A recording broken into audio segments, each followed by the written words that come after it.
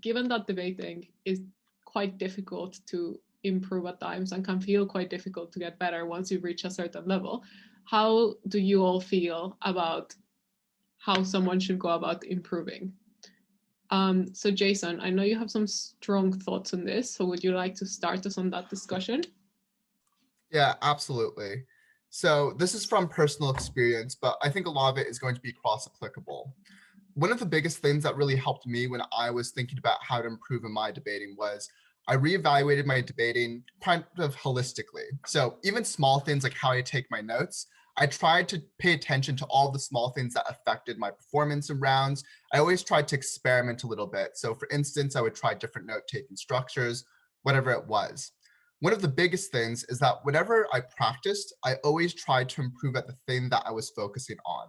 So once you diagnose a problem, you want to give speeches intentionally with the purpose of trying to fix that. And this means you have to be willing to make some mistakes in other areas. For instance, if you're a great content or strategy debater and you're working on style, you might have to have a few speeches which are a bit worse in terms of your content and strategy, just so that you can figure out how to practice that stylistic element and so that you can incorporate that into speeches, just that you can help sell certain arguments, for instance. So if you're thinking about how you want to improve, one of the biggest things is just having a deliberate effort at improving and then assessing yourself after each speech and thinking about what you did right, what you did wrong, and how you could continue to develop upon the skill that you're working on. So that's, I think, the overarching piece of feedback. Hadar, I saw you nodding at points in that, and also I know that you're someone who got really fast, really quickly. So do you want to jump in and add a few things to what Jason mentioned? Yeah, I very much second what Jason said. I want to add 3 things which I think might be helpful for people. Firstly, which is somewhat directly getting at what Jason went at, it's very important for you to be able to track well and identify what your weaknesses are. So there are different ways to do that. I have met few people who used an actual Excel sheet of documenting the rounds and the positions they got based on their position, based on the round theme, so they know, I'm worse at IR or whatever like that. I've never done this because I don't usually like doing it this way, but I did do it in terms of like the writing down of feedbacks, and I've noticed what is repetitive. And usually the feedback that you receive more often is more important than the feedback that you receive only on occasions. A second thing which I think is helpful is to retroactively analyze your debate in hindsight. So people often go at understanding from the judge just what happened in the debate that happened, rather than thinking how they could have done it better. So here I advise 2 things. Firstly, explicitly ask the chair. They are usually experienced and can give you advice on this. How do you think I could have won from my position? You said that this point wasn't proven. How would you go about proving it? So don't only have the what I do bad, but also get the understanding of how to do good, as well as later on, when you come back home, if you didn't win the debate, re-record your speech. Try to think what you would have done differently now that you see things better differently. The last thing that I would advise on this is actively attempt, especially in practices as opposed to tournaments, to do what is hard for you. I think a huge part of debating is identifying what is the right thing to do. And most often people know what they should analyze, but psychologically go into the easier parts, right? The things that are more obvious because it's easy to analyze them, and you don't want to go into, it's principle, I suck at principle, so I will run my classic old utilitarian argument because this is my safe space where I'm good at. But this is preventing you from improving because you're erring on the side of what is easy for you. So especially when you have practices with low stakes and you can afford taking a fourth, do actively what is hard for you, analyze the more contestable things, and then you can learn to do it better for the next time. Definitely. I think that particularly in terms of topics, I think it's very frequent that in practices we just go, oh no, I don't want to do economics. I hate IR. I would like to do something that's fun. And I say this as someone who says this all the time and who used to say it all the time and who then went out in a quarterfinal about economics. So party. So yeah, definitely try not just in skills, but also in topics to deliberately do the things that you're bad at or that you don't like. Eventually you might end up liking them anyway, and it's better to fail than that at a competition. Cool. So I think we'll just go through the rest of the panel in terms of sort of what do they think are the main things that they do for improvement and that they recommend individuals to do if they want to improve. So Lovro, do you want to hit us with your suggestions? Yeah, so I think as you all previously mentioned, it's first important to identify what you are bad at. And I think you can also do a little bit more statistics maybe if you're willing to in order to do that. So you can collect your speak, so you can collect your percentage of wins or the average points that you get from certain position or a certain topic. And I think it's first you need to be aware of where you're good at and then where you're bad at. And then I think contrary to I think not necessarily what you guys said, but how some people think. I really don't believe that you need to become excellent in things which you are bad at. I think you need to become excellent in things which you are good at, which means that, I don't know, if you study economics and you're really good in economics, and on average, if there's 4 rounds, you're going to end up, I don't know, 3 times second and 1 time first. I think it's maybe equally as important that you always take first in economics than if you move from a fourth to a third in a motion where you inherently are not gonna be good. So I think oftentimes people just focus on things where they are below average and they want to move these things up.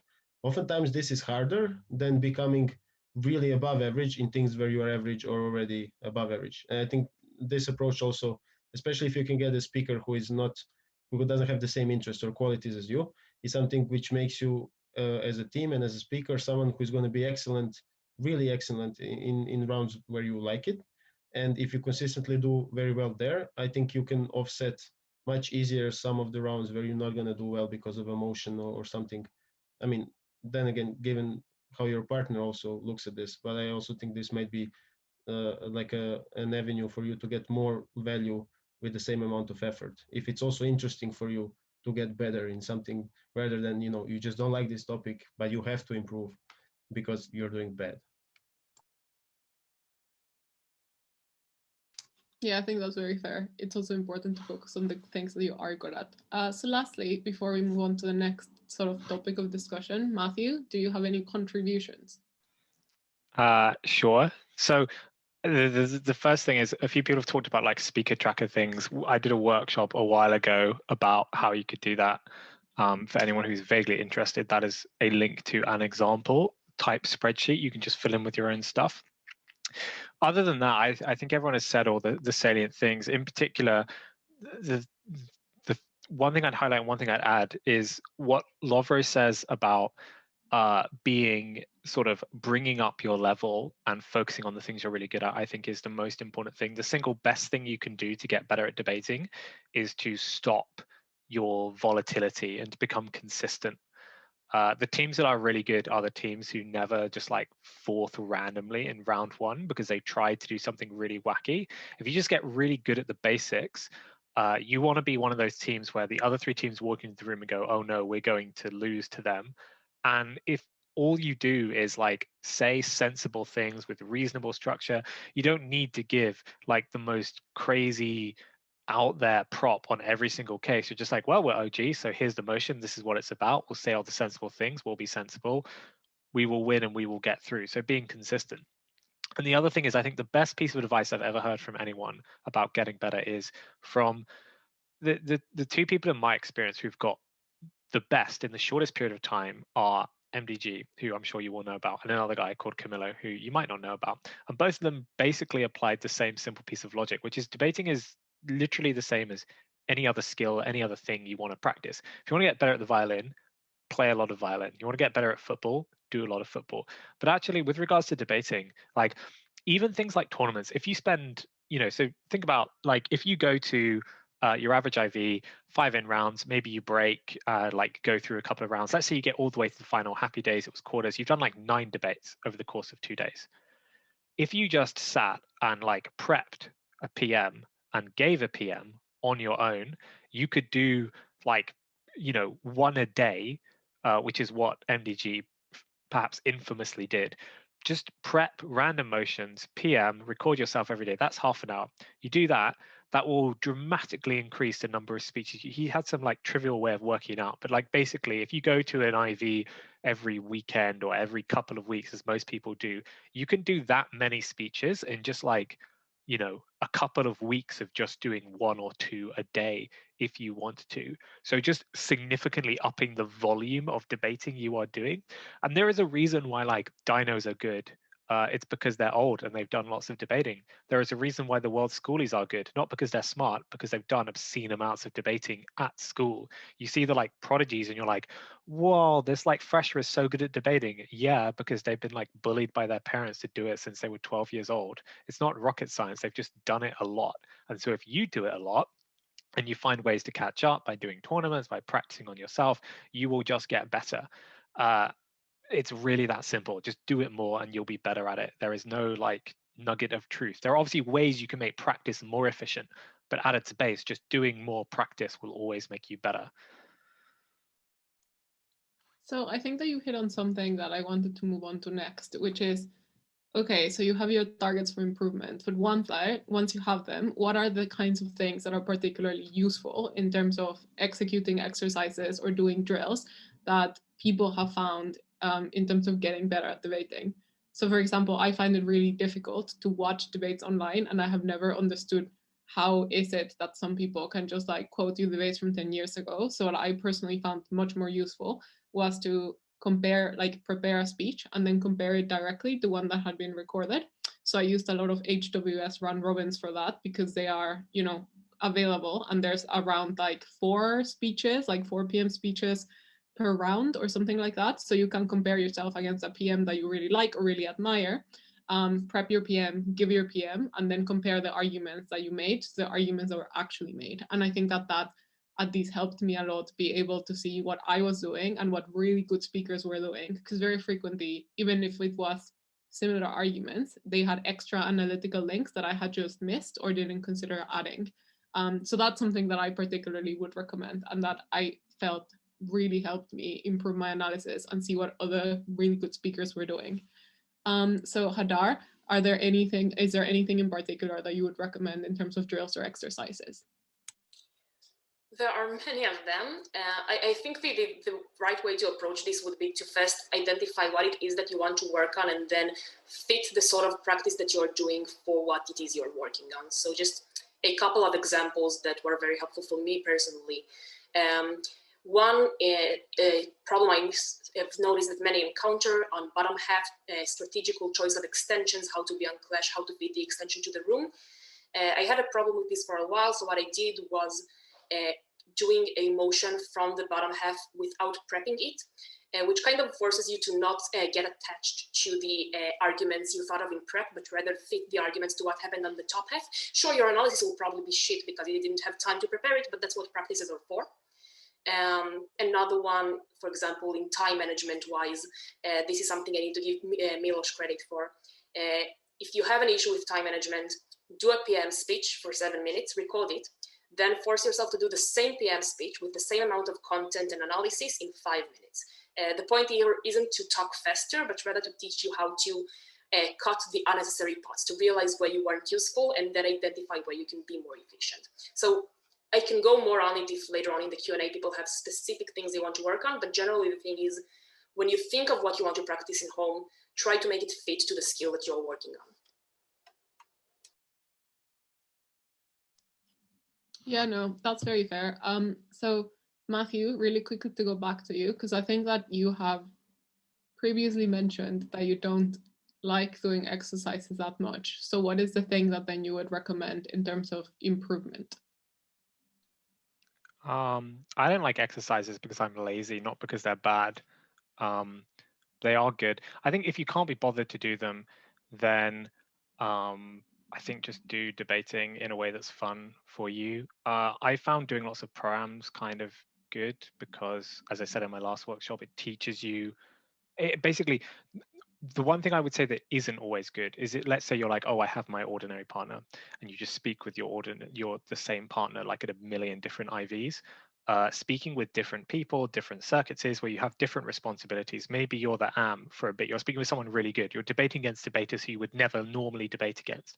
Or you're in a pro-am and suddenly it's the opposite. You're like, wow, I'm in this really mediocre room because my AM's terrible. The only way I'm going to get out of it is if I do all of the things.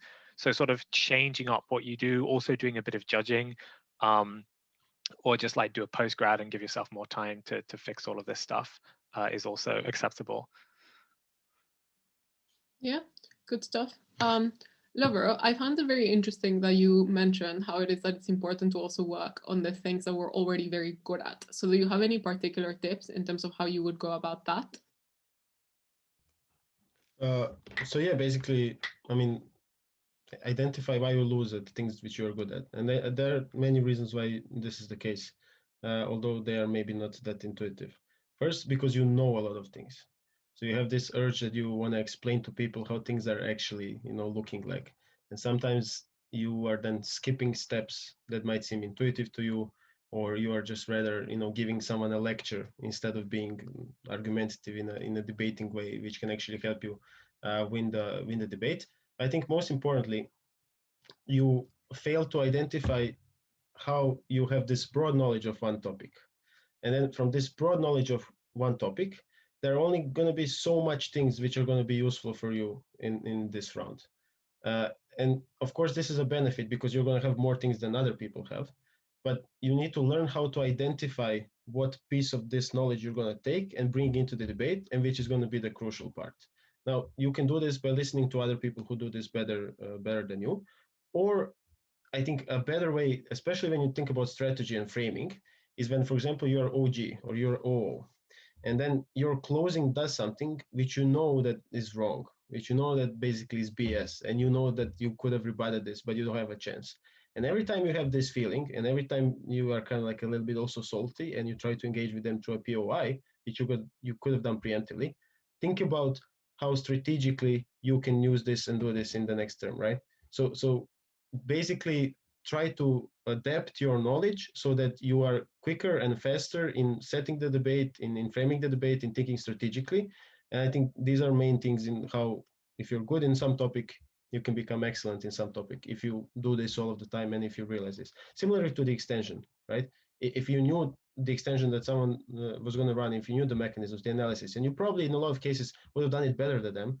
If they run it and you didn't run it, then do the same. Or one last thing is that probably this also works vice versa. If you were unable to frame your extension, which you ran the mechanisms for analysis from closings, then think about how you can frame it next time, because you know that maybe you've analyzed this further than the rest of the teams, or you have bigger impacts, but it just didn't work for the judge or for the panel, or how you delivered it. So I think thinking about this also in this specific way is really useful. I agree. And I think that's something that debaters tend to do a lot, is to be like, don't be salty about a call that you forced, or why are you still talking about the debate from like a month ago or whatever. And like, I still sometimes think about debates that happened a while ago, and I'm like, yeah, I guess I did lose. I wonder what I could have done to be better. And it's not always sad. It's like a bit sad, but not always sad.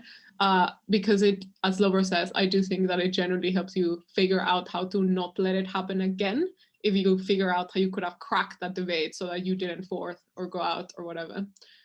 So Jason, then to wrap up this topic, do you have any particular exercises that then you'd recommend to debaters that are trying to improve? Yeah, so I have 3 high-level kind of exercises or ways of improving, and not all of them are exercises, to be fair. So the first one is, after debate rounds, I oftentimes just spend some time thinking about the arguments. So for instance, I think, at the end of the debate, this argument has won or lost. There's been rebuttal that's won, or the argument stands. I think, how would I respond to that? What would I do if I was on the other side, or if I needed to try and engage with it further? And so oftentimes I'll just think about what I would have done in a hypothetical scenario and push the line of analysis one step further. The second thing that I think is really helpful is just listening to your own speeches. I find that people really dislike it. I dislike it too, because I don't like the sound of my own voice. But when you listen to your own speeches, you're going to notice your bad habits a lot more. Because in the stress of a debate round, you're not trying to think about what links you're implicitly skipping when you're going through your speech, or which illustrations examples are well explained enough or just tossed off in a way that isn't really significant. And taking that time to listen to your own speeches and trying to identify those patterns, which are hard to notice when you're in the heat of the moment and speaking, will actually be very, very useful for all the identification stuff. So I guess this is a technique or a drill to help you figure out what the problems are. The final thing that I would say is that I think judging is really, really helpful. Judging helps you just to see how arguments interact and helps you to figure out strategy. And that will be really, really useful for you in any debate round to figure out, for instance, if you can extend just by rebutting one of the teams because they're winning the top half. And if you take them out, then you can win the entirety of that exchange, for instance. So thinking a little bit about judging and how that informs you will be useful. If people want any like particular individual drills, like on strategy or something like that, as Hadar mentioned, I'm happy to answer those particular questions or even send some resources over, but those are some high level things. Yeah, definitely. People have particular things that they'd like to improve. And I think Hadar also mentioned that she'd also be happy to answer or recommend exercises. So if people do have any of those, feel free to shoot them in the questions. Lovero, did you want to add something to what Jason said? No, I just want to add some exercises that were useful for me and team when we were coaching. But I mean, if we're going to do this individually, I can also. No, go for it. So one thing is no notes. This is very useful because you rely on notes a lot of times and you just look at them and they distract you. So just try to do a debate without notes and you're going to realize that it's actually much more simpler than what it sounds like, and you're going to rely on them a lot less. And I think most importantly, you're going to be able to distinguish what is important to write and what is not important to write in a real debate, and this is going to help you. Do a situation where you always have to accept POIs. This obviously is when you have other people doing this with you, but just like let them just badger you with POIs, and you always have to accept. And this is very good for your responsiveness, and you're going to get the edge of, oh, now I'm going to get a POI, they can like really damage me with this. And I think last thing is switch sides in the last minute. This is my favorite. So if you're able to just prep a debate and then do it to someone or let someone do it to you, you just have to switch sides. And I think this forces you then to think about what the other side is going to say. And you're going to have a really weird debate maybe for the first time, because you're going to know what the other side is going to say, and then you're going to try to respond to this. But this is actually great when you are, I know, OG, and you actually have to do this, especially OG. And I mean, I still don't like OG. The only reason I like OG is because Tim can PM, and then it's very easy for me because he does content, but I dislike it. And I think a lot of people dislike it as well. I think this is a good way in which how you can become better from OG if you flip things. Yeah, thank you very much. I'm actually going to sort of grab onto something that you just said, because a lot of debating is obviously just debating is by itself not an individual game or activity. It is very much a team sport, I guess, even though we don't really exercise, but that's fine. But yeah, it is very much a team activity. So are there any particular things that you can improve on and that you think you should work as a team rather than as individuals? Because I think that certainly when teams are preparing for big internationals or for big regionals, that's something that people tend to do a lot more. They tend to sort of have a particular set partner. So what kinds of things do you all envision as useful, or that teams should be attempting to particularly focus on or particularly do in order to get better, not just as individuals, but also as teams? So Hadar, do you want to lead us? Yeah, I actually have a lot to say about that. So I think the first thing is your partner is the best judge you have with you in prep. So if you're not certain often where you might be rebutted, what might be flawed in your case, we are often very unobjective about our own analysis. Asking your partner, do they find it compelling? What they think are the burdens of proof for your case? How would they rebut you is a super good indication for making sure you're not talking only to yourself, but to an audience that can be persuaded by you. A second thing is, during the debate, divide your work. People, I think most often, really try to win a debate from their own speech, which if you're programming is reasonable, but in most cases, it is not an efficient way to allocate your time during your speeches. So just as an example, on Worlds, I barely did any rebuttal in my speeches because I'm a fast speaker. It's not because I didn't have more things to say in response, but because I knew my whip, Maya at the time, could do that, and she can't add new material. So it's actively choosing between you in advance what are your strengths and what you're going to focus on, and trusting your partner to do that. Even if you're very tempted and you have this super strong rebuttal, write it down to them. Just tell them that they can say it in their speeches, but be able to trust them to do part of the job and you being able to focus on the other part. And then the last thing, which I think is important, your speeches aren't supposed to only be your own work. So I think the way most people look at teamwork is I do my speech, they do their speech, and then the collaboration of those will be our teamwork. in a good way that you are supposed to debate in the high levels, your speeches individually should be made together, especially if you are a first speaker, by the way. OG, like half the prep should focus on the PM speech. DPM who focuses on writing their own speech is doing something wrong. You're supposed to help each other at this point. How would you analyze that? I feel weaker on this point. I'm not sure how to fill in this particular link. How would you do that? So your speeches are not your individual work, but also them are the result of your collaboration. Yeah. Jason, do you want to continue? Yeah, there are a couple of things I also want to just jump in on with that. So 2 more things. One extra thing that I would think about is also just building off of the prep discussion is thinking about how you do your prep. And if you can, have someone external watch a few of your preps with your partner. It might be a bit like nerve-wracking, but they're going to have the most objective viewpoint on how your prep is going and whether or not there are any areas where you're wasting time or where you're not being clear or something like that. And oftentimes you'll uncover things that you might not realize. For instance, you might realize, well, when I explain something without having written it down, I waste a lot of time because I spend a lot of time meandering. So I should write down my thought in full if it's complex before I talk about it with my partner. You know, that might be one observation that you make. And just trying to get that will be very useful. The second thing that I think is useful to think about is what the strengths and weaknesses of your partner are, and then adjusting to it. And I don't think it's just in terms of changing what you do in your speech, although that is definitely very important. I think Hadar's advice there is really, really useful. The other thing that I think about is also how you run your cases, for instance. So if your partner is really good at framing, then you might want to think about whether or not your case is primarily around framing. You know, if you make it so that it is really easy to frame around the case, you're not running tons of material, but you're running stuff that's easy to strategically fit into a round or weigh out or try and make as a path to victory. So thinking about how your partner debates and how that might adjust how your cases work, for instance, will also be useful. And it's obviously contextual, but trying to think about that and even asking other people for advice might be useful there. Yeah, no, most definitely. I think that in terms of things that I would add, because I think that what Jason said about prep time is really important. And I think that one of the main struggles that partners sometimes have is prep itself. So some partners, I think, just like immediately click and you will start speaking with them and it's like you've been speaking with them for ages and your styles suit each other really well. And one of you is very constructive and the other one's very destructive. But there's some partnerships that just take a little bit more time to work on. And that's completely fine. So me and my longtime international partner, Dan, the first time that we spoke together, we bombed, we did terrible, did really badly on speaker tab, didn't break, did horrible. But we ended up having to work on it. And the way that we did that was by like going to lots of tournaments, which I think is important for partners to sort of get used to speaking with each other, prepping together and working on our prep and seeing what worked for us so that we could develop a sort of prep time regime that would always follow. And I think that that's also something that's important.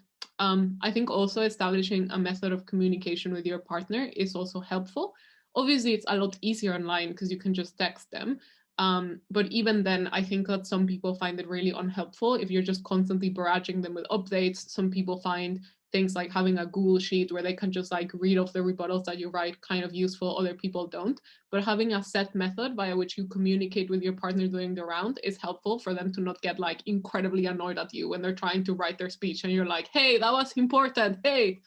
So yeah, I think that basically just some partnerships do take work and don't be afraid to put that work into it. And I think that a really good way to focus on that is to start it on prep and also to get out there and do tournaments together. Lovero, you have been in a pretty famous partnership, I think, because you and Tin were sort of SAG Group A for ages.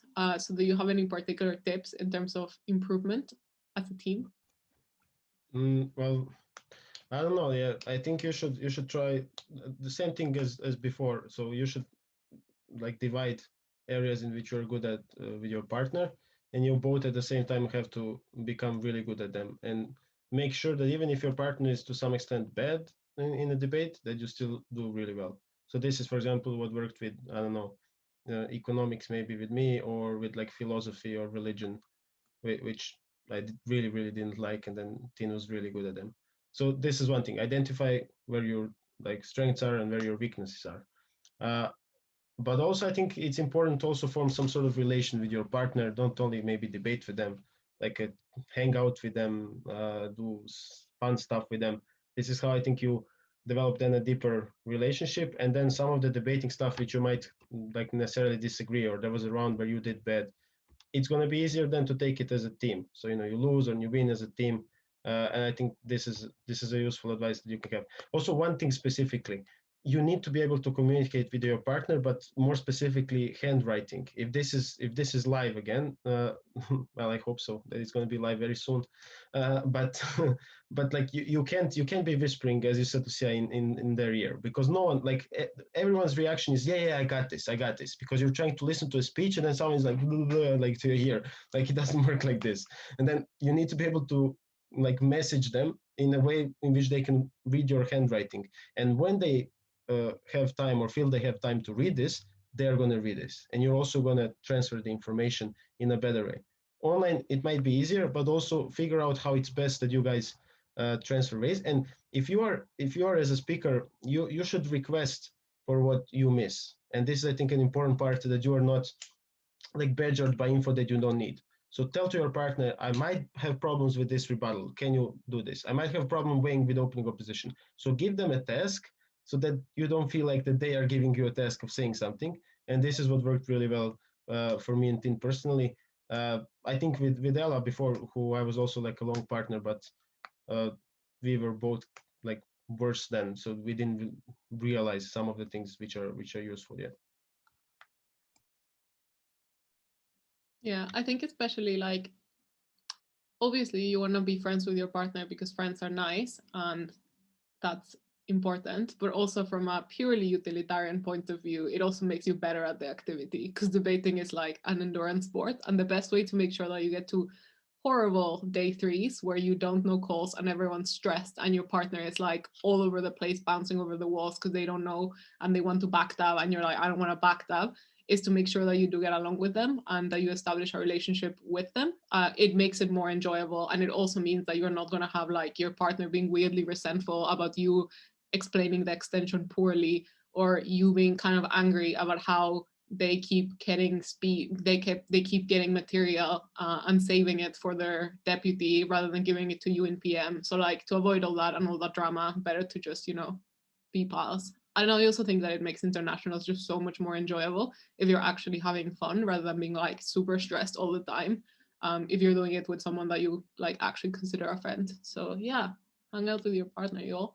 Lastly, Matthew, I know that it's been a while since you have competitively debated, but when you were doing it, how were you working with your partners? Because you had a few switches across the years. Yeah, that's true. I guess I pretty much agree with everything that's been said about. The only thing that I think hasn't been said is that actually, for me at least personally, I think it is worth remembering that not all, you can take two good debaters, even if they speak opposite positions, and put them together, and they actually won't work that well together. And it's worth bearing this in mind. From my own experience, sort of like, I guess what would have been like, I did a couple of internationals with one partner, and we were very good friends, and we got along really well outside of debating, and we both would speak with other people and do very well, and we actually did do pretty well together a lot of the time. But at every single international we did together, we just like were shit, basically. Like, we're performing way under where we should have been performing. And we sort of realized by the end of it that for whatever reason, just like our approaches to debating, like little things like sort of them really wanting like sort of like focus and silence during prep time, and me being the opposite. I like just like wander off during prep time to go to the toilet or do whatever. I'm like very chill in prep time. They're very stressed. Like these sorts of things, like after the round, like me trying to be like, oh, I guess maybe we could have said this, and thinking about it, and then being like, oh, I don't want to think about the round. Like these little things add up. And if you're doing well, like it wasn't an issue at prep tournaments where we do very, very well because you're winning and happy days. But certain partnerships, like you'll find that there comes a point where you realize that actually, and then the next set of internationals, we split up, went into different teams, and both of us did way better with different partners than we had done together. So it is worth bearing in mind that some partnerships just don't really work. Maybe they will work at some point in the future. You need to change things about it. It doesn't mean that if it went terribly one time, and that's something I've had before when for example, I've selected Euros trials teams where two people have like clashed each other, and it's been, you sort of think like, well, actually, I think it would make a lot of sense for them to go together. You ask them like, oh, we did a competition once and it went really badly 2 years ago, and you're like, well, maybe it is time to try it again. But don't just assume like, oh, well, logically, the two people who are perceived as being the best in this society must be the A team and will be the strongest team always. Like, debating is not just like a sum of the two individual people, and this stuff does actually really matter. And when I've done best at internationals, it's also been when I've had a partner who I guess just like you're most comfortable with, like you know what their particular approach to all of debating is, and you're very chill with it. They know what yours is, and let's not be silly. Let's not be like arrogant enough to assume that we individually aren't just like really fucking annoying to do. I'm sure many of my partners hated me and the various things I did that they just found really annoying. Like, again, my habit of always just wandering off to go to the toilet during prep time because I don't like going before the draw in case I miss it, or like weird idiosyncrasies like that. Some people find very annoying. The partners who just dealt with it, you often do best with. So being cognizant of what would be annoying, what someone else would find annoying about debating with you, and trying to fix those things. And if not, finding someone who sort of matches up well with. And if you can find someone who you actually just enjoy the process of prepping, debating with, and you're not actually, yes, of course you're annoyed if you lose, and yes, you're happy if you win, but if you could still have a good time without breaking at the tournament with that person, then they're probably a better partner than the person who maybe you might have a slightly better chance of doing well at, but equally it could all go down in flames and you'll start hating each other because you didn't break and you're all blaming each other for that kind of stuff. So I think like partner compatibility is quite underrated in doing well at international. Some people find it very quickly. Other people have to cycle through a bunch of partners and then they find the right one, and then they do very, very well.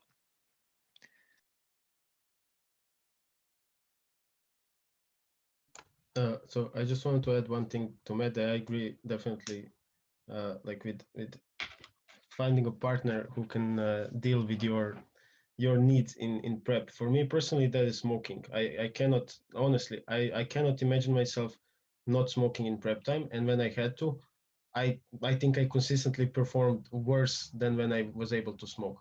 For Tim, the other thing is that he cannot do prep if he's not sitting. So he, like, if he can write on a wall, that's not good enough on the floor. He needs to sit and then be able to write somewhere, and this is his like happy place, and he's very productive there.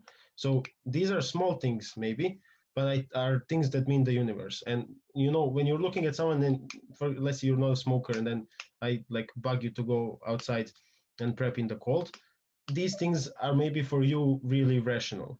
Or I also have a habit of sometimes going to the toilet in prep and all of that stuff. So these things to you might be irrational, but talk to the other person and see how important it is for them, and it really means the world. I think even small things. Yeah, 100%. Yeah, I don't have any fun idiosyncrasies. I think I'm quite boring sometimes. But I want to jump on to something that people asked us in the reg form that we sent along in terms of things that they would like the panel to discuss, and also because it's also something that Jason mentioned earlier as one of his big tips in terms of improving, which was judging. That judging does actually make you a better speaker. And we had a few questions inquiring as to how to go from being sort of a career adjudicator that has mostly just judged debates into actually speaking, and if there's like any particular things that people would recommend. So I guess, Jason, I'm gonna pick on you for that, since you're the one that most recommended, or rather that recommended judging as a good thing to improve your speaking. So like, what would you do as a career adjudicator in terms of getting better? So I think a lot of this is going to come down to being willing to ask for feedback. So this is one thing that I think judges should be doing a lot more often, making sure that you go to chairs if you have a question, or even at the end of the tournament, depending on the tournament policy, you might ask for a generalized summary of the written feedback that you got. And this is always going to be super helpful because there are going to be things that you just don't notice. And oftentimes it can also be how you phrase things. Like, for instance, the way that you actually evaluated a clash was completely reasonable, but the way you phrased it might have just sounded like you intervened slightly, even though the rationale and the discussion did not reflect that. So thinking about asking for feedback and getting those heads up on what you're doing well and what you're not doing well on is really useful. Another really important thing that I think about as well, and this is less for someone who's advanced in their career judge stage, but more so someone who's early in their career judge stage, is making sure that you judge spars and other things, because spars are actually a great low pressure environment for you to practice judging. Spars aren't just for debaters to practice debating. They're a great opportunity for you to see how you can read around. And a lot of people are now doing something where after a spar, they might send an anonymous feedback form for the round and then ask people to fill that out. So these are all ways that I think career judges can improve at various stages of their development. The other thing that I would say, just in terms of improvement, is making sure that you also think a little bit about, like, I guess one of the big things is thinking about your weaknesses as a judge and then deliberately working on them in the same way that you would as a speaker. So for instance, if you find that you get comments on tracking, make sure that you really focus quite hard on tracking and practice that within the next time you're judging. And particularly because spars are a great low pressure environment to do so, I think that again is a great opportunity for you to do those practices. So I think in particular, some of the questions that we also got, thank you, Jason. Some of the questions that we also got were regarding how to start being a chair, essentially, if the vast majority of the time you've been paneling. And I do think that certainly there's very different skills that are required of chairs, like giving OAs is something that panelists don't normally do, or directing a discussion is very different than, justifying yourself when the chair calls on you to do it. So are there any tips that people have or particular things that they have found helpful in terms of making that transition between being a panelist and being a chair? So Hadar, do you want to start us off? I think there are some things that can be helpful here. The first is when you're a chair, it's usually good also as a panelist, but being a chair teaches you this more than being a panelist. You want to be able to identify very quickly what are the main areas of contention. You are not going to realistically be able to discuss everything, and you are not going to have someone else to decide for you and ask you the direct questions like when you are paneling.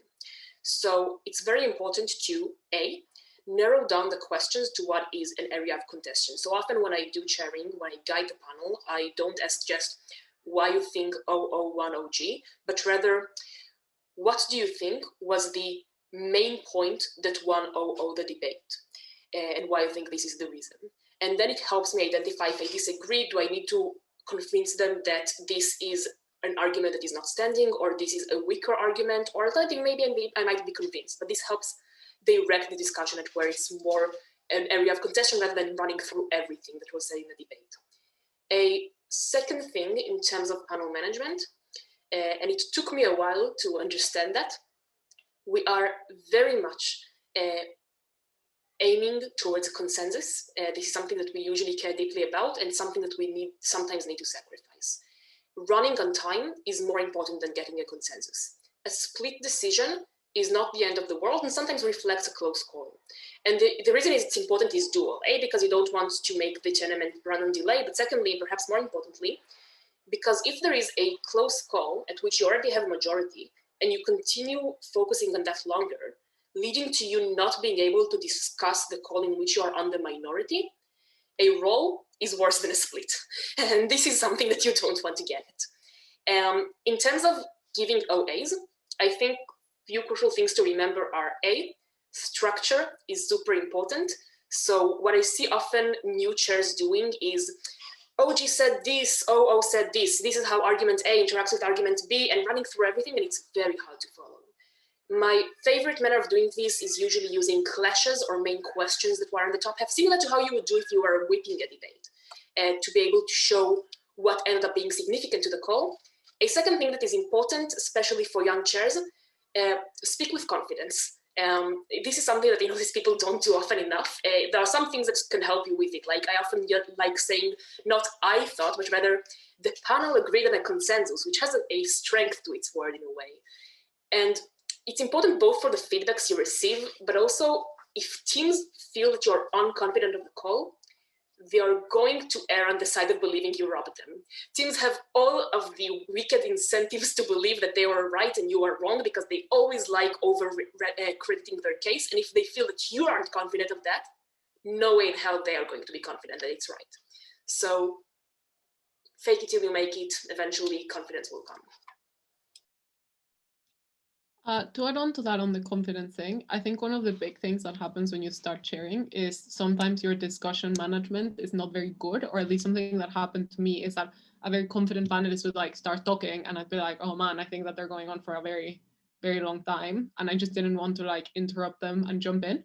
So I think that sometimes as a chair, you just do have to be assertive and be confident in the fact that the CA team thought that you had the skills to chair and were the judge on the panel who should be chairing, and therefore be okay with interrupting panelists and being like, thank you, we just really need to move on to another comparison. So I think we're just gonna take a vote here because all of the other things are more important. So I think that's something that's important. Also on the OA thing, I completely agree on the structure thing that Hadar mentioned. I think that's the most frequent reason why new chairs score lower, like high on decisions, but really low on OAs or lower on OAs, because that's a very frequent thing that you see all the time in feedback. And I think that the big thing that you can try and do is like copy your faves. So a lot of people would be like, oh yeah, I love this particular speaker, but I think that there's also individuals who like, I really like how Steve Raj adjudicates. I just love it. Whenever he gives an OA, I'm like, oh yes, keep talking to me, Stevie, this is great. So copy your faves, because a lot of the time they will have a particular structure that they follow or a way that they explain with clashes, for example. I know that, for example, Amira does like team by like first to fourth or fourth to first. She does like one particular order. Some other people go chronologically. Some people explain like top half and why that happened, or like why it was a diagonal, or why it was a top half, or why it was a prop half, a prop sweep, or something like that. But basically, I think adjudicators also have their own way of doing and giving OAs. So when you are in a panel, make sure to see what your chair is doing, and also check out what chairs do when you are speaking, because obviously you want to hear feedback on your decision, but I think that it's also a valuable thing to pick up, sort of like how do chairs adjudicate and how do they explain that adjudication. So Jason, I just picked on you. Lovro, do you also want to add something in terms of how people can like make the transition easier or improve their adjudication in any other way, aside from just switching to chair? Yeah, I want to talk a little bit about something metaphysical here. I agree with you and Hadar that people should be confident. I also agree that people should be opposite. People should be vulnerable when they're judging. They should be aware that they are wrong. I don't know if there's any chair who is right all the time, or any judge who is right all the time. I think people who are most experienced, better judges than all of us are ever going to be, are wrong. And I think we should have this in our mind when we are judging, which means that it is not your job as chair to come on the panel and then whip the wings every time to agree with you, and you need to necessarily do this. It's okay if they convince you to change your opinion. It's okay if people split against you. It's okay to, I mean, maybe it is easy for me to say now because I have more experience than other people. It's okay to be unsecure about whether you actually made a call after the debate was good in a particular sense. It's okay to show to the teams that you are not sure and that this was a close call, and that you're not 100% sure. And you don't need to, if it's a close call, you don't need to make it a big call so they don't give you a bad feedback. And if you're a wing as well, I think this is also important. Maybe the easy way is that you always agree with the chair, because you're going to get better feedback presumably than if you don't agree. But this is the wrong thinking, because I think that if a chair is good enough to accept that there can be differences of opinions on a debate, and if you think it from different perspective, there's no team that gets the first all the time, right? Because there are teams who lose to other teams. Then your perspective as a judge can also be one in which you lose to other judges who have a good perspective. And I think we should ultimately come from this position when we are weighing feedback, when we are telling people how they did. And you should come from this position if you're winging as well, and you should not be afraid to, on one hand, stick to your call and explain to the chair why you think that this is good. On the other hand, you should not think that if you flip your call, this is something which is bad. So I just want it out there that judges are wrong, and they are wrong a lot, even the best judges, and that's fine. And that if you think that you are wrong because you had one bad call, that's not true. We all have like suboptimal deliberations, suboptimal always suboptimal calls, and that is fine. Of course, we shouldn't be satisfied with this. You should always try to have the right call, have a better OA, have better deliberation. But this is not always true, and all of us slip sometimes from round to round, and that's okay. Yeah, I think also I see a lot of memes about this, about how you shouldn't split against a CA or you shouldn't roll a CA. And you know, sometimes judges do get very angry because they're like, I am so certain that this was the right call. I am so certain. I felt so frustrated that I couldn't fight for the team that I was like super certain had won. But I think that a lot of the times judges are just kind of chill with it. They're like, yeah, you know what? They were also very good. I can definitely see how that's true. Yeah, I'm getting rolled. It's fine. We can all move on with our lives and it's completely fine. So yeah, it's not that deep. There's multiple ways to interpret it as well. So lastly, Matthew, you've been adjudicating more recently. So do you have any particular tips in terms of things that you think teams can find useful for adjudication? Honestly, not really. I think everything has already been said. I would just say, yeah, like I would much rather have a wing who disagreed with me but had like valid reasons for it than someone who had the same call as me, or someone who had a different call but then they're like, we sort of discuss it and they're like, oh yeah, I agree with you now, and you're like, why? And they're like, oh yeah, I just think what you said is right. And you're like, okay, I'm sure, whatever. Like, I have no way of telling whether you've actually thought about this or you're just agreeing with me. I would rather that you split against me or rolled me with valid reasons. The call that you have is not going to be the thing that determines what feedback or whatever I give on you. It's going to be like, did it seem like you paid attention to the debate, thought about stuff, reached a conclusion which, while different from mine, like made sense? And that's infinitely preferable. Equally, it is always good to know when to, back down. Equally, if you just kind of like stick to your guns, you're like, oh, but you have no real coherent way of explaining it, and everyone else thinks you're wrong, and what you are saying is, know your limits, basically. Sometimes the person is the chair for a reason. There is a reason why they're a chair and you're not. Don't get irritating on the panel, and then you won't get bad feedback either. So yeah, there's not loads to say that hasn't been said, to be honest, on this.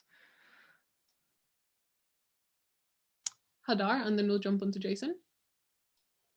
Yeah, I just wanted to quickly jump on that because the question was originally about sharing, but I think there's something valuable to be said here about winging as well, because I've heard this a lot from people. There is this very thin line between being the annoying, obnoxious wing that no judge wants to ever handle because they are super stubborn, and being the wing that gives the feeling to the chair that they are just aligning with whatever the chair wants without actually being persuaded. I think the single best piece of advice I've received on this, if I recall correctly, originally from Omer, is if you're in a disagreement with the chair and you are not yet persuaded, the best thing you can do is define a criteria for what it would take to make you change your call. If you show to me that group A proved X or rebutted this or weighed that, I'm switching.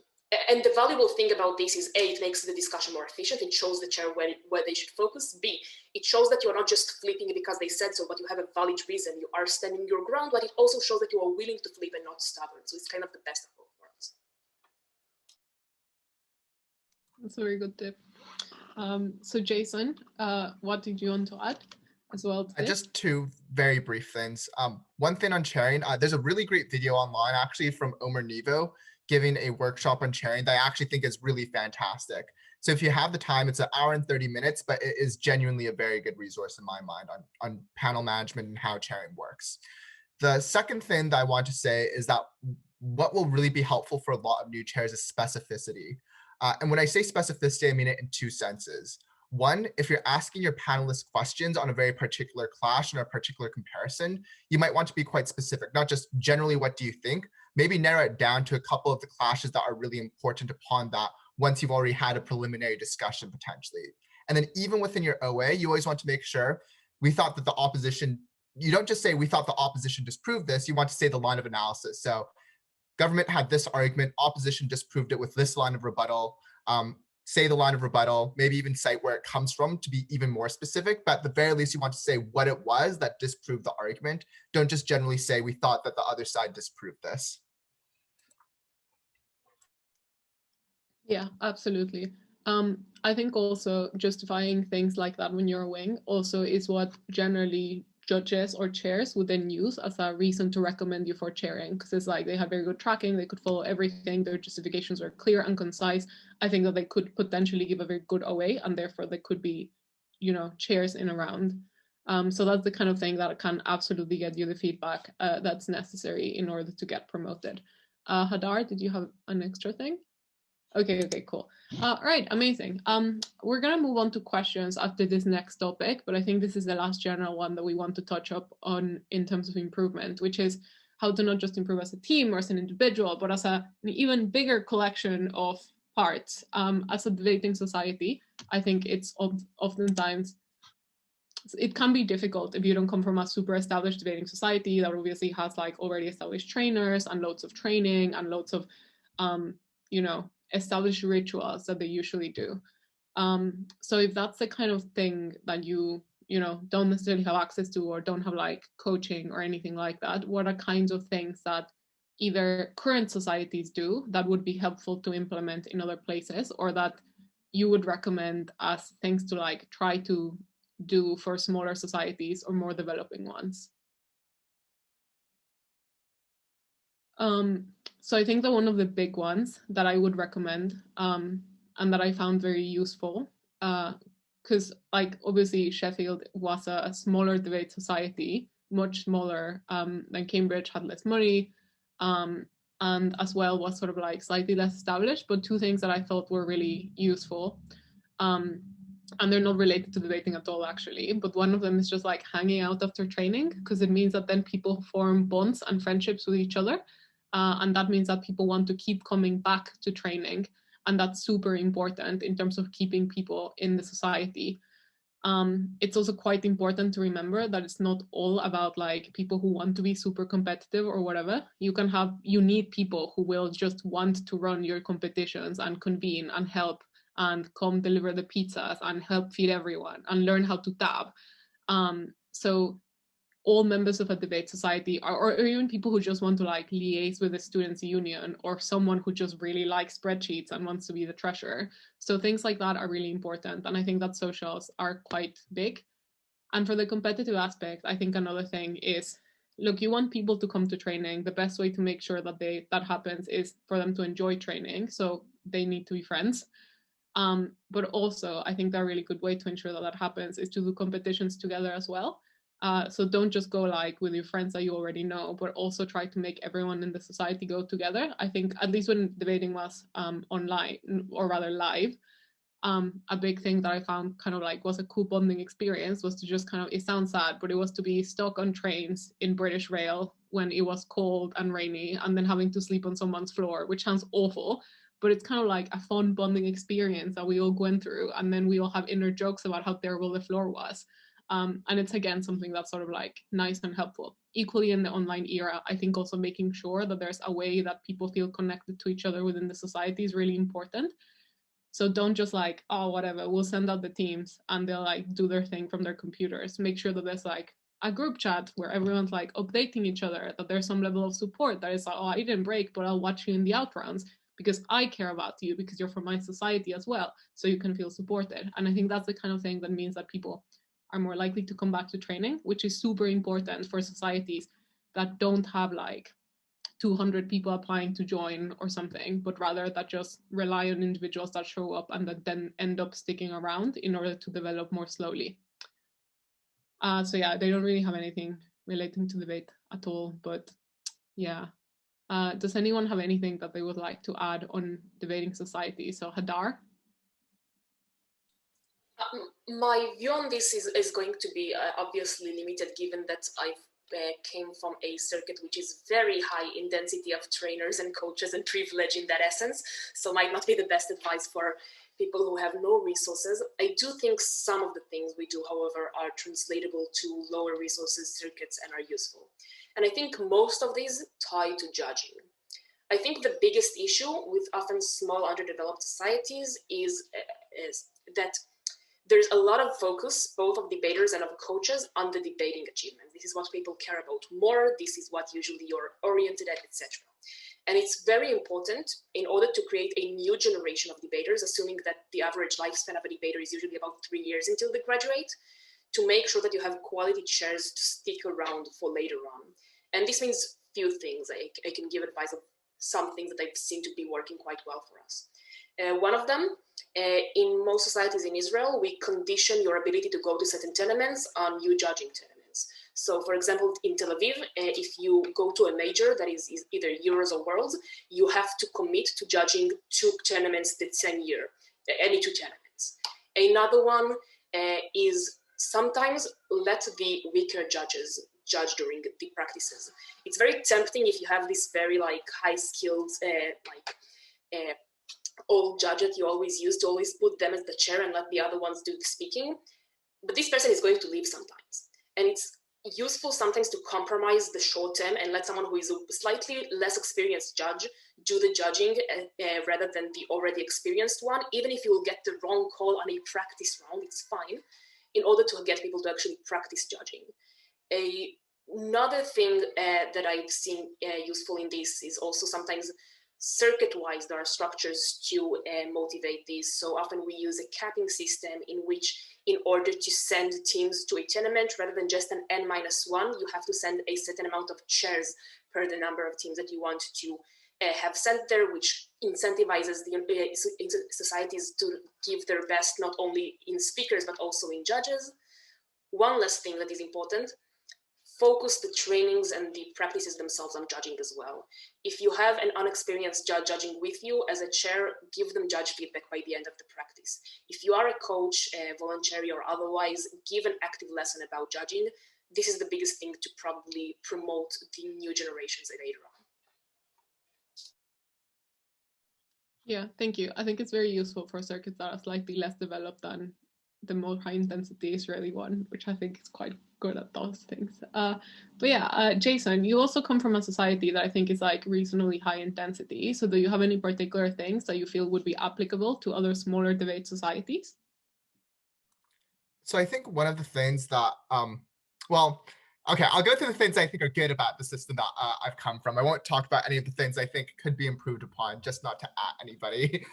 But in terms of some of the things that I think are quite useful there, I think the biggest thing that was useful was just creating like a solid infrastructure of people who are willing to give back. And basically, I think this informal network of I get judged by someone good and then I will judge next time is really, really useful.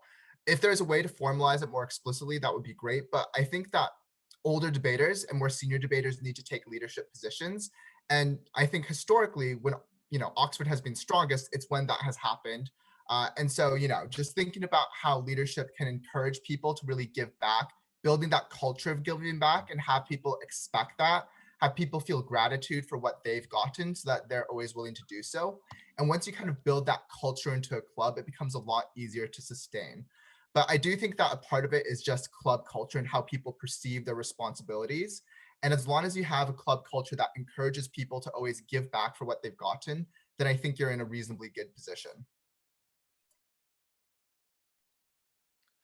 I think one thing that I would add, if you come from like a society where generally you're like, no one really does that much competitive debating or whatever, I think that the best thing that you can do is find yourself a partner and someone who's going to be willing to sort of like practice with you, give you feedback, also try to navigate all of the weird debating-y areas so that you're not always alone and so that you can like improve together.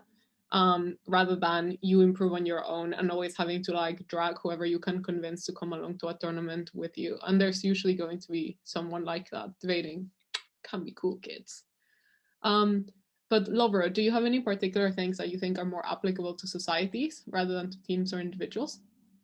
So yeah, I think our society was kind of like small in the beginning.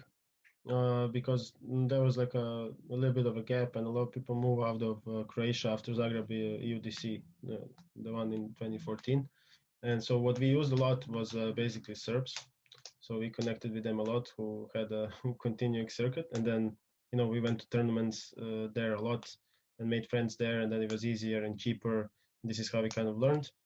But we also learned from people who were willing to help us. So I remember that Olivia did like 3-4 workshops for us when they were doing Novi Sad. This was very useful. So I think it's very hard if you cannot get someone who has knowledge and advice to coach you and to guide you through this. I think it's not impossible, right? I think nowadays there are a lot of things which are online, which didn't exist maybe before when people were debating 10 years ago. And there's ample opportunity, especially with SPAR debates and a lot of this stuff. So I know it's harder comparatively get someone who is really good at coaching you to coach you, or in some institutions they have budgets and people who are paid to coach you. So obviously this is good, and you can go to all sorts of tournaments. But there's also this satisfaction when you are just improving and you don't have all of this. You're not from a big institution. So this is what I think small teams can have and can own to this, that you've done, that you were kind of like the underdog and then you improved. So this is like, do not lose faith, guys. And there's more of like small institutions than there is of like really big institutions with like monies and whatever. I'm actually also going to ask both Jason to hunt down the video from Omer that you mentioned, and Matthew, if you still have a link to your incredible keep track of things spreadsheet, that would also be quite nice if you could link it either on the chat or post it on Discord so participants can see. I think that now we're going to start moving on to questions from the audience. So if you all have any particular questions that you'd like to see the panel addressed, or is, as mentioned earlier, you have any like particular things that you'd like drills to improve on, I think we'd be happy to address those. Amazing, thank you so much, Jason. In the meantime, just to quickly address some of the questions that were sort of less general topics to discuss, but much more specific that people asked us in the registration form. So one of the questions was that this person has very different problems in debating at different periods in time. So they start focusing on one thing and then they feel like they get better at that. But then they have a problem with another thing. So to them, it feels like when they improve on one skill, it seems to get worse in terms of other skills. So do people have any particular advice for dealing with that? Yeah, Jason? I'll jump in briefly. This isn't directly related to the question, but I think this is something about perspective.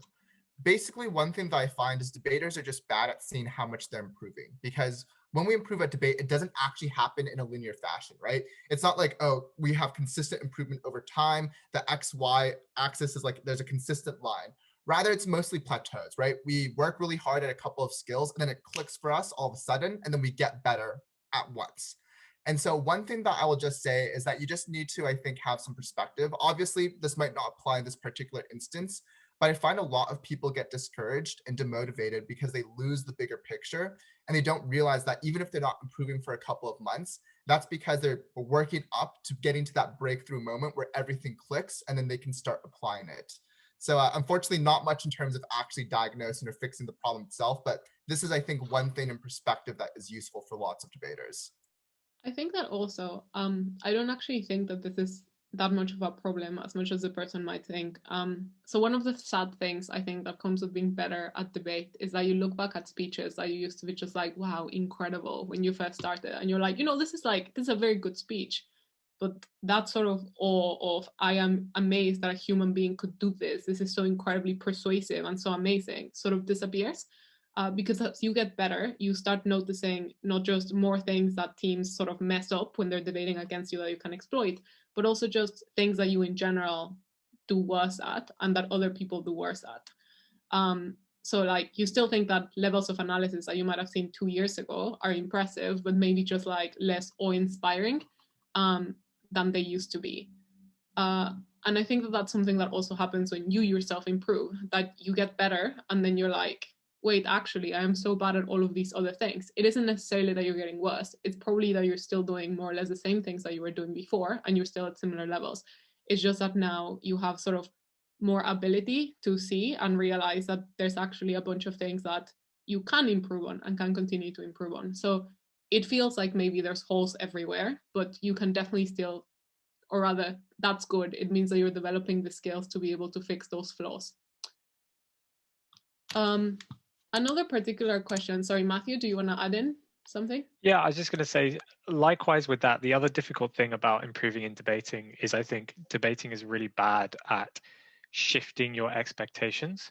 Obviously, as you get better, probably your peers, your contemporaries also get better, right? You were fresher, they were fresher. You were all debating against each other in the -2 room. Now you're debating each other in the bubble room. And you're like, oh, you know, like I don't feel like I'm making much progress. Similarly, your expectations, right? So there was a time I'd go to a tournament and I really wanted to break. That's all I wanted to do. And eventually I broke and I was like, oh, the best thing ever. And then it was like, I really want to like consistently break. And now it's, I want to break high. I want to get through the first out round. And it's like, I want to be top 10. And now it's like, you go to a tournament, if you're not like in the final, you're like that. If you don't win, you're like, wow, that was a waste of a weekend. Right. So like debating has so many different sort of like this sort of expectation creep. As you get better, you expect to do better, but obviously there's like very few times where you like break top on maximum points, top the tab and win the final. Like that doesn't happen that often. So your expectations of where you should be are very rarely where you actually are, and almost never will you actually reach that pinnacle. So I think people often feel a bit disheartened, but actually they don't realize that they are getting better. It's just their expectations of what constitutes being good has also changed. And as they get better, so do all of their contemporaries around them. So I think just, yeah, sometimes a little bit of more objectivity and realizing that you are already doing pretty well. You have just changed what you consider to be good is useful to stay motivated. Yeah, definitely. To move on to a somewhat related question, I guess. It's again in terms of improvement and sort of the goalpost that you set yourself for. So this person says that after the first few rounds of a tournament, they get very into shape than in the first few rounds, like round 1 or round 2, but they feel like they lose their gains very quickly, even if they are still doing spars or going to practice with their society after that.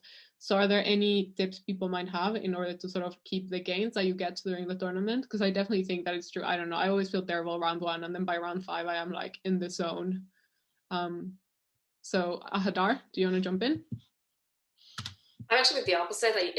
I'm usually with a good start and then get worse throughout the tournament. And I think what helped me, and especially in large tournaments, we usually have a lot of rounds for a lot of days, you have to identify what it is that is getting you up or down throughout the span of time. So if, for example, you know that you start well and then end worse, it could be from different reasons. For some, it could be tiredness, in which case take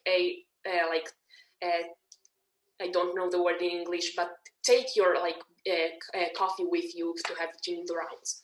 Or if it's for another reason, what I know from many people, it's usually often the reaction they have to other rounds. So if I won the first round, I'm more motivated for the second or less motivated for the second as a result of this. You want to identify what it is that gets you tick in order to be able to adjust to that. So for this, I would advise making sure that your material circumstances are the best that you can ensure yourself. Usually don't eat too heavy between the rounds, but do eat something. Do smoke during prep time, unless you're healthier than ourselves, or do take with you your coffee. These things are significant. I know that for me, music was also very helpful between the rounds. I've heard other people who have other things that they need. Some people need to have to talk with their friend at home between the rounds. Some of them need to be able to go out and take a walk. Some of them need to be left alone. Some of them have to talk. I'm one of those that really need to do the backstabbing and annoy everyone. But my partners traditionally always hated this. So I knew to find the people who are like me on between the rounds. But you need to identify what it is that makes differences during the time of the day in order to fix that.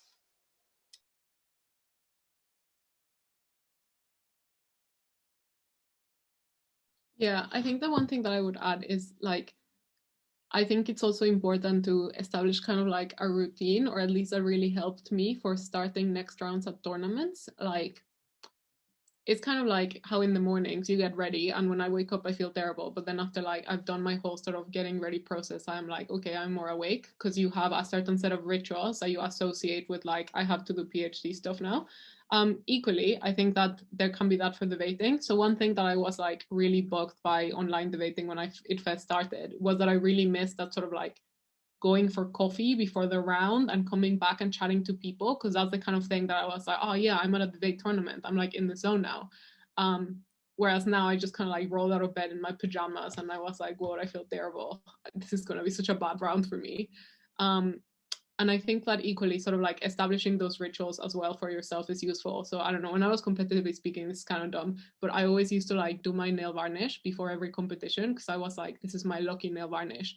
And then if I won a tournament or like did really well with that particular color, I'd be like, this is like my game on nail varnish. So I had like 3 nail varnishes that I took to Euros in case like one got unlucky and I needed to switch, which sounds really dumb, but to me it was very much like something that helped me get in the zone. So obviously you can have your own rituals or whatever. And the other thing is that it's very tempting to just crash after competitions. Hopefully you won't, because you will be eating, healthily.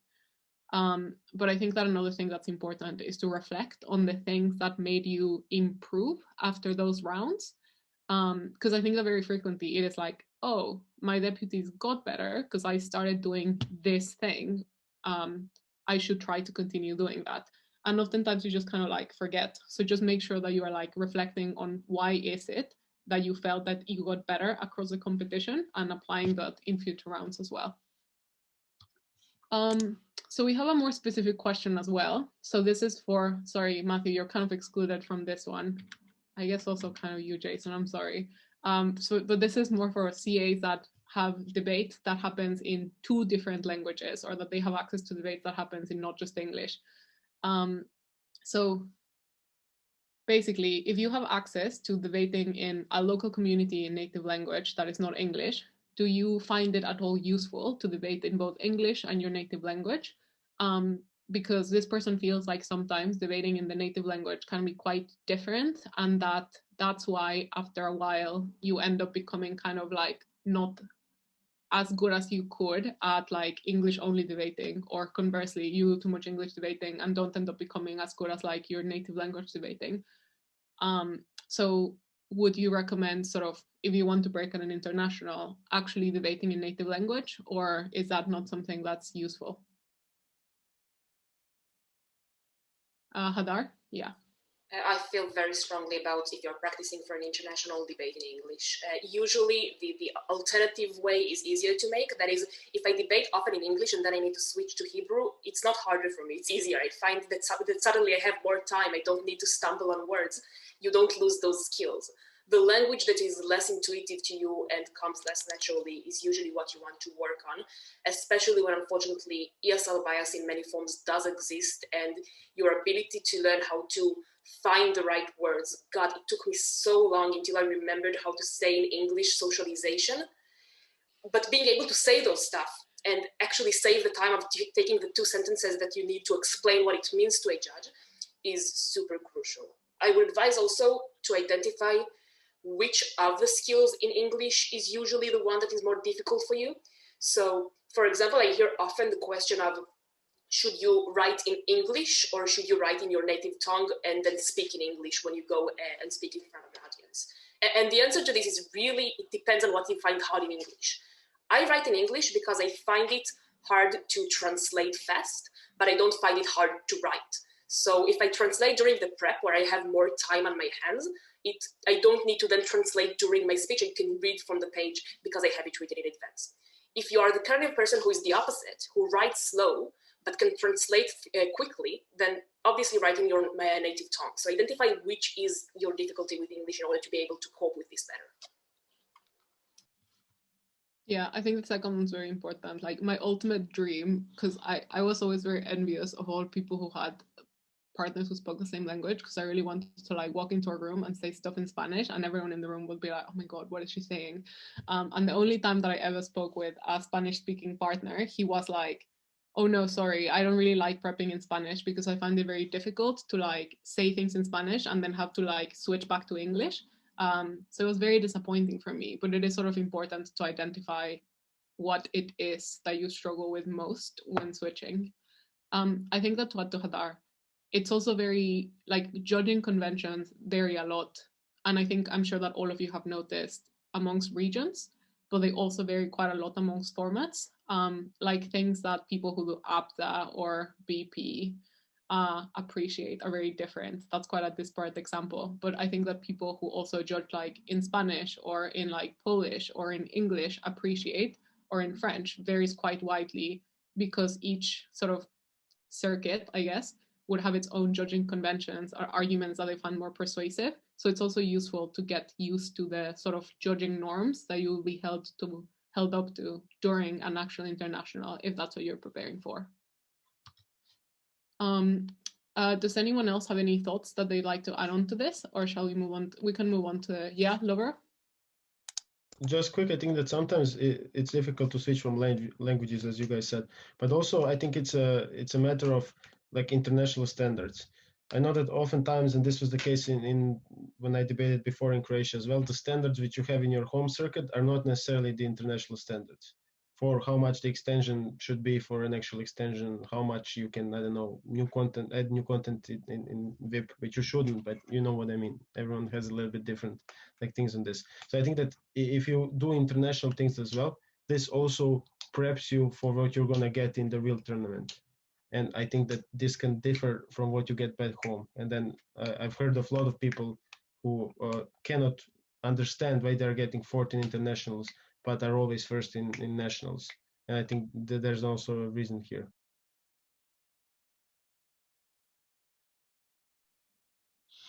Yeah, so I think now we're going to move on to some more specific things that people wanted to see addressed. Just to conclude, so some of the questions that people really wanted to know how to improve on was, one thing, prioritizing arguments and how it is that they can practice that. I don't know if anyone has any particular tips that they'd like to give in terms of drills you can do for prioritizing. Just so I understand the question, prioritizing meaning choice of arguments or meaning weighings? The former. So, yeah. So in terms of choice of arguments, I think there are several helpful things to do. Firstly, it is useful to compare the arguments you came up with in a prep practice or a debate, etc., with what other speakers would have come up with. Sometimes it's good to compare these to videos of debates on the same motions and see what are the arguments that others have chosen that you didn't, and make you understand what are your blind spots, what are the sort of things that you are missing. I think the second thing, when you have many arguments already that you can come up with, but you're not sure which one is more important, ask your partner what they think. They can often have helpful input, but B, ask yourself which is more likely to be challenged or attacked by the other side. Presumably, if you're going to have a debate such as this house would ban smoking, you can probably prove that smoking is unhealthy. I wouldn't probably waste a lot of time on that because it's very unlikely for opposition to disagree with this. So usually the best key for prioritization between arguments is which is the less trivial, which is more likely to be challenged. And if you're not sure what is more likely to be challenged, ask yourself what you are less comfortable with. If you're less comfortable with it, it's more likely less intuitive and less trivial. One last thing I would say is it is useful to identify common themes or questions that you can ask yourself in different debates to get to different arguments. So one thing that I often use is in policy debates, broadly, you're usually going to have like 5 main questions. What is the problem? Is it solved by the motion? Is it utile or worse? Is it justified? And is it the best solution out of the alternatives? So this is an example, but find the sort of questions that you can ask yourself during prep that are repetitive in many debates that can help you think of the arguments that are relevant to it.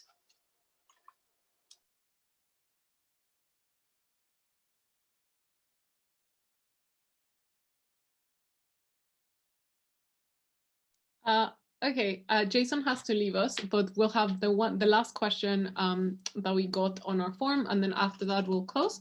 But people, if you have any other questions, feel free to shoot them in the Discord, and we'll sort of read up on it and answer when available.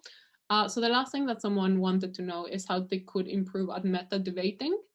And I do think that that's kind of like a tricky one, because it's like a thing that's challenging, I guess, to sort of know how to practice. I also find it even challenging to define. Matthew? I'm not really sure you can practice it on your own that much, because meta debating is all about taking what different teams said in the round and thinking about ways to sort of compare and frame them. So it's kind of hard to do on your own. I guess you could like watch videos of, for example, like a top half and think, let's say I was CG, how would I try and frame an extension about whatever? But like probably the best practice is just doing debating or judging, because judges often find meta debating quite, or think about, if you're a judge, was there any meta debating that made it a lot easier for you as a judge to decide the rounds? Did some team like very successfully frame out another team in the round, see what they did, and then just sort of copy that and try that in future debates? But meta debating probably does to an extent require you to have other teams and other people around saying ideas that you didn't think of. You can also just look at, I guess, the framing side of meta debating. You can do by sort of prepping cases that there are videos of for, and then comparing what you said, seeing where they're different frames, seeing how they interacted. But there's probably not loads of like specific exercises you can do without just having a bunch of other people around. So probably just do a load of debates, judge a bunch, and you'll get better at it eventually. Yeah, no, that's very fair. Hadar? Few things. Firstly, judging is by far the best way to improve in meta debating, to identify what are the key questions that you need to focus on. Secondly, other than watching videos, I think another practice that is useful that you can do on your own, something that Dan taught me at the time, prep practices that are focused on clashes rather than on arguments. So often it's useful to just do I'm going to prep this motion, say I'm going to do CO. I'm not going to think of arguments that I would think of running like I do in most practices. I'm going to try and think of all the different clashes that can come up with the debate and try to map what are the different variations the debate can take, and then use the rest of the time of the prep to think how I would weigh one clash compared to the other, assuming that the content of the clash won it for me already. So prep this not only content. And one last thing that I wanted to add, I'm just searching it up so I can post the link. There is a workshop that was filmed at the time that I particularly found very useful in framing by Adam Huxby about framing. So I'll just post it in a sec. We also actually got 2 questions from the audience members. So one was, how do you transition from career adjudicating to speaking? If you've primarily just focused on adjudicating. So I don't know if any of you sort of come from that background, or if you have any particular tips that you'd like to recommend people. At least for me, what I would say as a starting point is I actually think that the main barrier to that, having spoken to people who have similar troubles, is that you just are a little bit afraid, because when you become a career adjudicator, you obviously become more like respected and you rise in status and you get better at it. So you're like more confident in it. So it feels difficult for you to try and do something that, you're not going to be that good at anymore. It's like starting from zero. So that can be a bit of a challenge. But I think that fundamentally, as Jason said earlier, one of the best ways to get better at speaking is to judge. So you are much better prepared than anyone else would be to start speaking, because you already know what judges are looking for. So even if you can't execute it yet, you do know what to aim for. By that I mean, like, maybe your prep time is not super efficient, and maybe your structure isn't great, and maybe you don't always come up with the right impacts or with the right weighing, but you do know that those are things that you should be trying to do, which means that overall there's sort of like very clear goals that you can set yourself. So I would say that's the main thing, right? Start speaking and then notice the kinds of things that you're not doing super well, and then try and focus on those. And I think that that sort of way of doing things will be a lot easier for you as a career adjudicator, because you will already be capable of identifying those shortcomings. Whereas most people that start speaking are just like, I don't know, man, I don't really know how to like answer this or respond to that or improve on what is a weighing. So I think that in many ways you're much better placed in order to make that transition. And it's just a matter of, kind of biting the bullet at the fact that you are going to maybe like not be as good at it at the start as you would be at judging at that point in time, and that's fine. Doesn't really matter. Lobro. Yeah, just quickly, I think if you're a career judge, you probably know a lot of people who are not just career judges. So you can probably find a friend or someone who is experienced at speaking, and they can carry you not necessarily in terms of, you know, debating because you know already a lot, but they can carry you in terms of how it is like to speak, and it's very, I think, easier than just starting from nothing. Yeah, find the partner. That's a good shout. I think something that Lucia already said, but needs to be reiterated is, if you want to improve in speaking, you need to speak. And I think the biggest thing that I've noticed with a lot of career judges is they usually judge, then once in a while they go to a tournament to speak, they get a bad experience, they return to judging because this is where they are good at and they feel more comfortable at this. Psychologically speaking, you need to acknowledge, if you've been a career judge, in all likelihood, when you start speaking, you're going to be worse as a speaker than you are as a judge. But as you advance as a career judge, you will need to do it throughout time. It's not enough to do this one weekend of a tournament. You need to do practices and spars and actually speak often in order to improve as a speaker.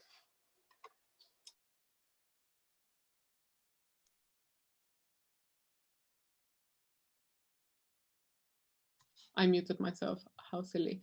The last question that we actually got was, is it okay to change partner at the last moment, like 7 or 8 months before Euros? And what are crucial first steps that people feel are sort of good for a new team that has recently been formed in terms of improving and working together as a team?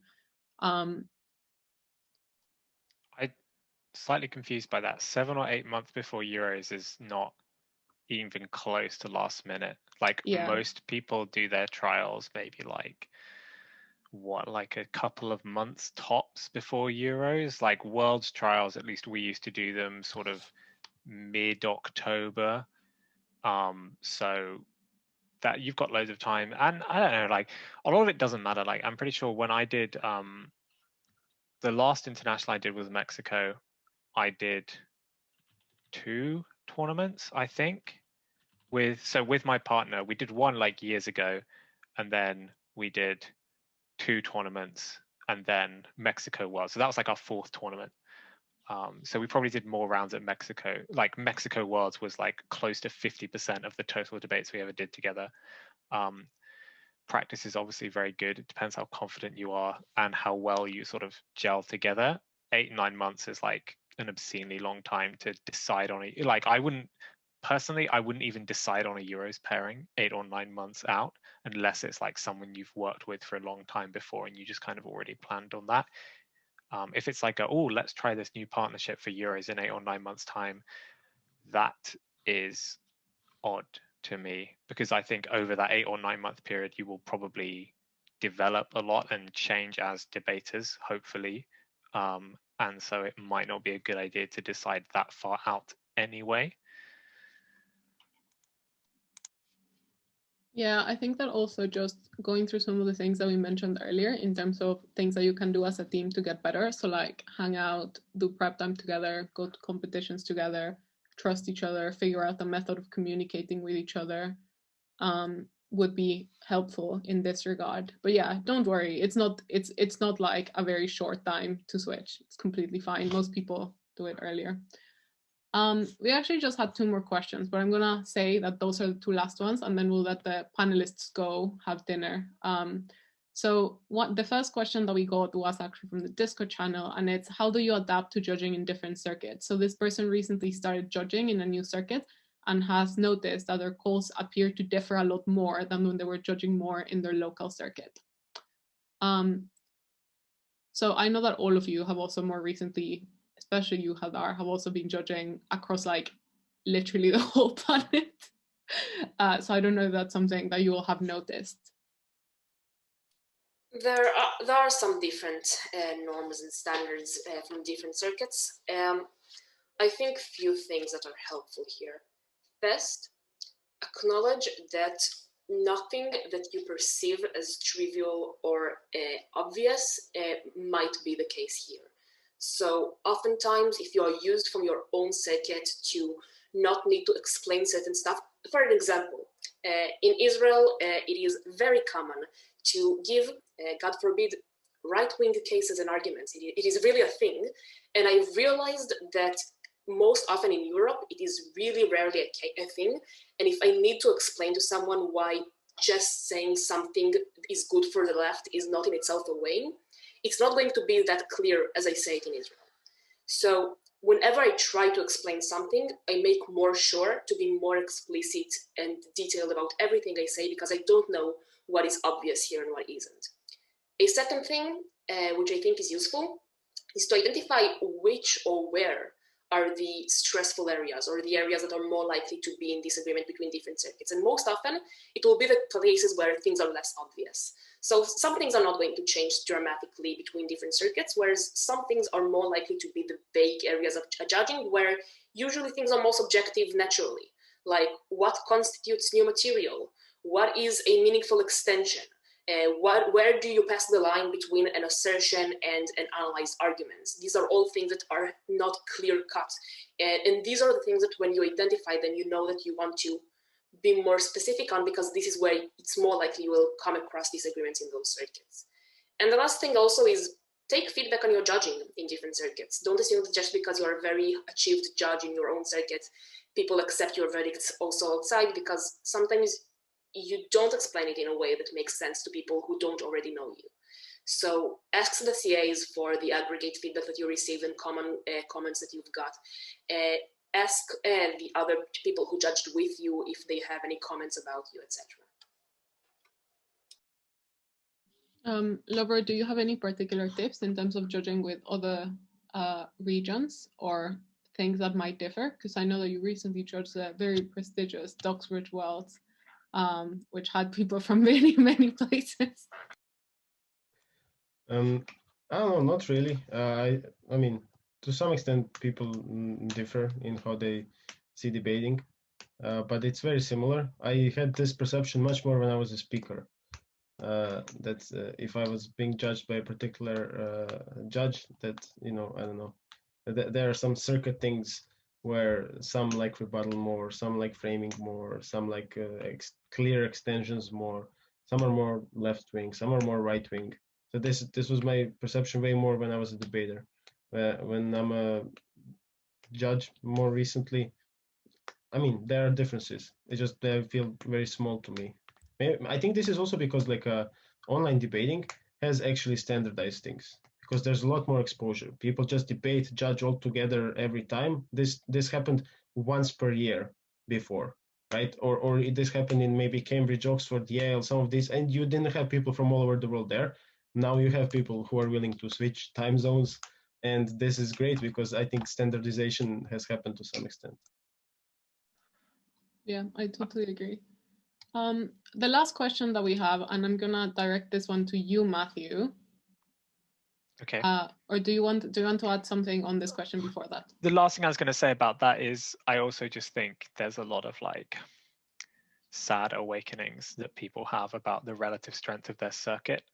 Like I've been to tournaments where, so when I worked in Asia, so like, wow, like, you know, people's idols are very bubble dependent, right? So like if you're in a small circuit, there's like the person who's like the best in your circuit, like they're so good, they win all the tournaments in your like national championship, and then they go to Euros and just get decimated. And people are like, oh, there are like three options here. One of them is that, well, I guess there's two broad options. One of them is that ultimately there are just a lot better teams than yours. The other, perhaps more comforting option, is that your idolization is correct and everyone else is just like horribly biased against your particular debating style. I think some people do find it sometimes a little bit easier to slip into the second one, which is why, of course, like debating in as broad a sense as possible against other teams is good, because I think if you just debate, if you're like the best, one of the best teams in your circuit and you just mainly debate there, in a way you don't improve.